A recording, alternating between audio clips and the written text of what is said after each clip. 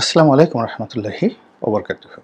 সম্মানিত দর্শক, বাংলাদেশের সঙ্গে ভারতের যে সম্পর্কে টানাপোড়েন এবং এখানে যে বরফ জমা হয়েছে সম্পর্কের ক্ষেত্রে, এরই মধ্যে হুট করে পাকিস্তান একটা নিয়ামক শক্তি হিসেবে বাংলাদেশে হাজির হয়েছে। আপনারা সবাই জানেন যে পাকিস্তানের জাহাজ, বাণিজ্যিক জাহাজ এখন সরাসরি বাংলাদেশে আসছে, যেটা আগে কল্পনাও করা যেত না। এখন তারা অনেক নিত্য প্রয়োজনীয় সামগ্রী নিয়ে আসছে করাচি থেকে, কিন্তু ভারতীয় মিডিয়া থেকে শুরু করে এদেশে যারা ভারতপন্থী লোকজন আছে তারা প্রচার করছে যে পাকিস্তান থেকে সেই জাহাজ ভরে ভরে অস্ত্র আসছে এবং এই অস্ত্র দিয়ে ভারতের বিরুদ্ধে লড়াই করা হবে, এখানে জঙ্গি সৃষ্টি করা হবে, এই ধরনের অপপ্রচার চলছে। কিন্তু তারপরে বাস্তবতা হলো যে পাকিস্তান এখন বাংলাদেশের সঙ্গে বহুমাত্রিক সম্পর্ক স্থাপন করতে যাচ্ছে।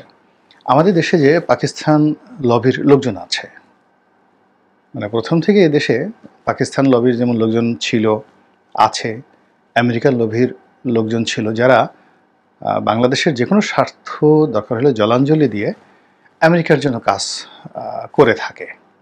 এদেরকে সিআই এজেন্ট বলা হয়, আমেরিকার দালাল বলা হয়। আবার অনেকে দেখা যাচ্ছে দালালও নয়, ঠিক এমন একটা পর্যায়ে হয়তো বছরে একবার বা দুইবার মার্কিন দূতাবাসের যে কোনো অনুষ্ঠানগুলো হয় সেখানে এদেরকে একটু দাওয়াত করা হয়, তারা এক কাপ চা খেয়ে আসে, একটু নাস্তা করে আসে, এতেই তারা খুব খুশি এবং আমেরিকার পক্ষে তারা কথা বলতে থাকে। একইভাবে রাশিয়ার দালাল আছে আমাদের দেশে।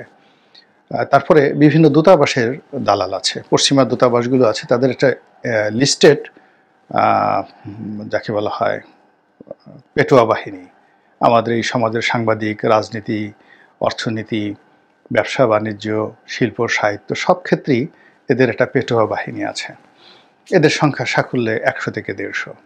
তো তারা এই বিভিন্ন দূতাবাসের অনুষ্ঠানে যাবে, সেখানে খাওয়া দাওয়া করবে এবং ওই সকল ছবি আবার ঘরে টানিয়ে রাখবে, ফেসবুকে দেবে, এবং তারা যে ওই সকল দেশের খুব একেবারে বিশাল ইনফ্লুয়েন্সার, তাদের কথা মতো ভিসা হয়, তাদের কথা মতো ইত্যাদি হয়, এগুলো নিয়ে অনেকে যাকে বলা হয় যত রকম টাউটারি আছে, বাটপারি আছে, তাতে করেই কিছু কিছু লোক আছে নাম ফোটানোর জন্য চেষ্টা করে, কিছু কিছু মানুষ নিজেদেরকে অভিজাত বানানোর চেষ্টা করে, অথবা ওই ধরনের একটা ভিজিটিং কার্ড ছাপিয়ে হয়তো দেখা গেল অখ্যাত ইথিওপিয়া আর বা ইথিওপিয়া তো নাম করা এখন দেশ, আফ্রিকার কোনো অখ্যাত একটি দেশের বাংলাদেশে অনারারি কনসাল জেনারেল, এরকম কতগুলো ডিপ্লোম্যাটিক পোস্ট আছে। তো এরকম হয়ে তারা একটা কার্ড ছাপিয়ে সচিবালয় যাবে, বাংলাদেশ ব্যাংকে যাবে, দালালি ফালালি করবে, তো এরকম অনেক লোকজন আছে।